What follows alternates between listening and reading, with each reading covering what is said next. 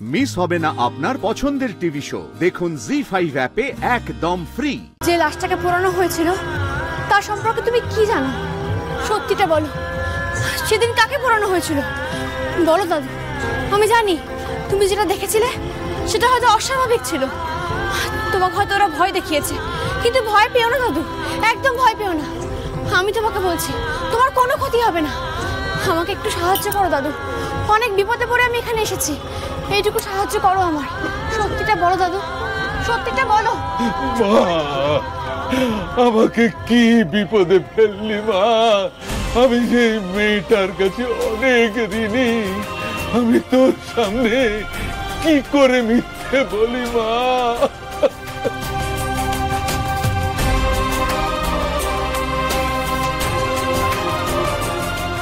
ঠাকুরমশাই, আমি বলছি আপনার কোনো ভয় নেই, আমরা সবাই আপনার সাথে আছি। আমরা থাকতে আপনার কোনো ক্ষতি হতে দেব না। হ্যাঁ দাদু, ভয় পেও না।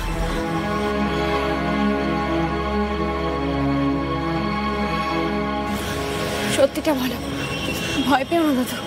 সেদিন অন্ধকারের মধ্যে লোকজনের আওয়াজ পেয়ে মেরে দেখি কয়েকজন লোক একটা খড় বিচুলি দিয়ে পুতুল সাজিয়ে চিতার উপর তুলে দিয়েছে। তারপর মশাল দিয়ে সেটাকে জ্বালিয়ে দিল। আমি চিৎকার করে জানতে চাইছিলাম কি হয়েছে, তখনই একটা গুন্ডা মতো লোক আমার গলা টিপে ধরলো, আমাকে হুমকি দিয়ে বলল যে আসল ঘটনা যেন কেউ জানতে না পারে।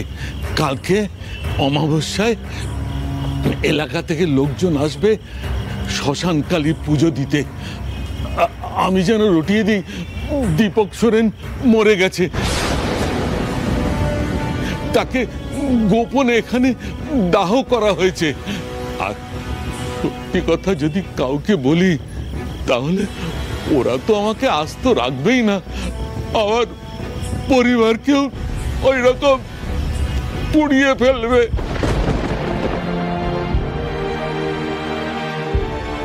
ভয়ে আমি মুখ খুলতে পারিনি মা। ব্যাপারটা ধামা চাপা পড়ে যাওয়াতে আমি মনে মনে খুশি হয়েছিলাম। আজ তোরা এসে, মা খুব ভয় করছে মা, বড্ড ভয় করছে। ভয় পেও না, একদম ভয় পেও না, তোমার কিচ্ছু হবে না। আমরা যে খবরাখবর নিচ্ছি সেটা কেউ জানে না, আমরা এখানে এসছি সেটা কেউ জানে না। আর তুমি যে আমাকে বললে, মানে আমাদেরকে বললে, সেটা কেউ জানতে পারবে না। তুমি নিশ্চিন্তে বাড়ি যাও। তোমাকে একটু এগিয়ে দেবো? না না, আমি চলে যেতে পারবো, তবে একটা কথা বলি, তুই তো খুব ভালো মেয়ে, তোকে আমি খুব ভালোবাসি, স্নেহ করি, তাই বলছি তুই এসবের মধ্যে থাকিস না মা। আমি যাই। জি5 ডাউনলোড করুন আর সব এপিসোড দেখুন একদম ফ্রি।